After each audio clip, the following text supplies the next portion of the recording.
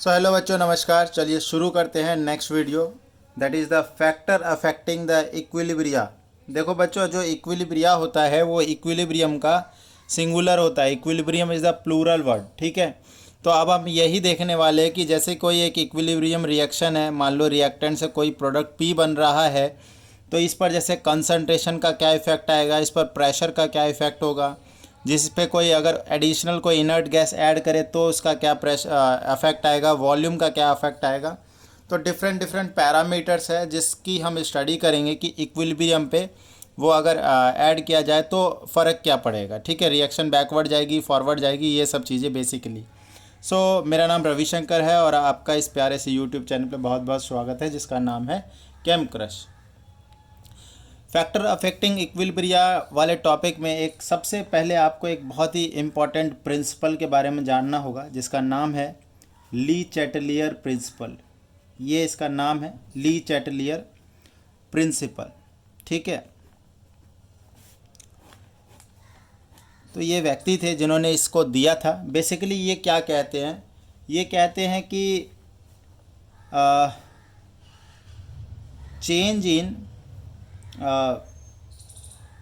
change in any of the factor that determine the equilibrium condition,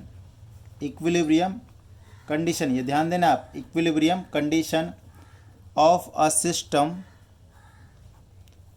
system to change in such a manner, पहले definition लिखवा देता हूँ, in such a manner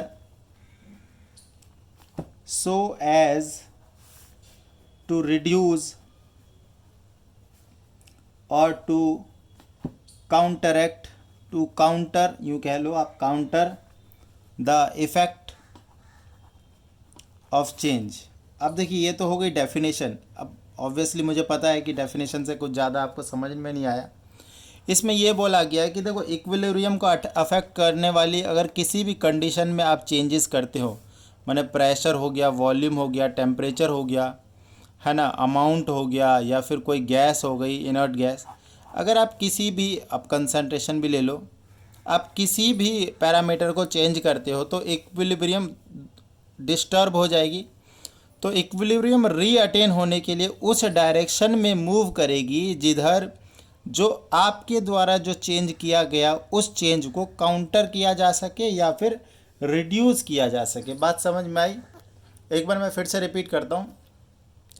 अगर आप किसी equilibrium reaction में इनमें से जो भी पैरामीटर जो इक्विलिब्रियम को डिस्टर्ब कर सकती है अगर आपने चेंज किया तो इक्विलिब्रियम रीअटेन होने के लिए उस डायरेक्शन में फ्लो करेगी जिस डायरेक्शन में उस फैक्टर को मिनिमाइज़ किया जा सके या फिर रिड्यूस किया जा सके। That is the simply what जो कि मैं कहना चाह रहा हूँ।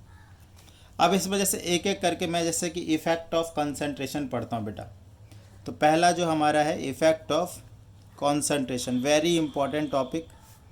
ली Chatelier principal is very important बच्चों। तो जैसे कोई हमारे पास एक रिएक्शन है, ले लेते हैं जैसे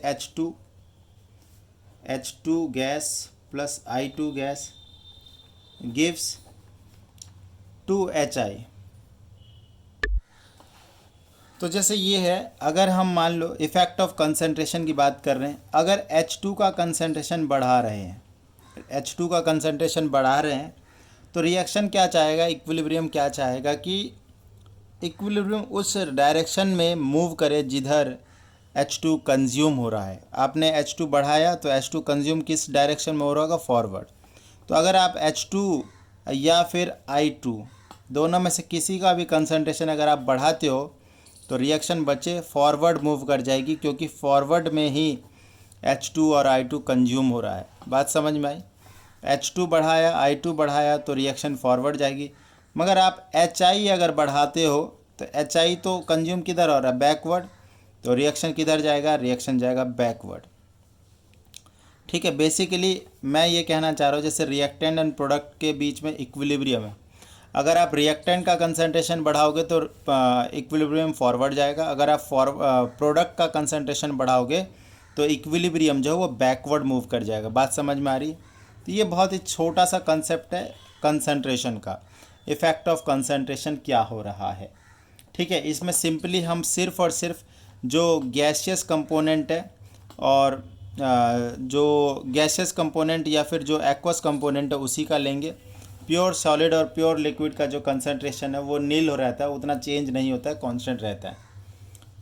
ठीक है बच्चे, ओके आगे बढ़ते हैं। Effect of pressure, effect of pressure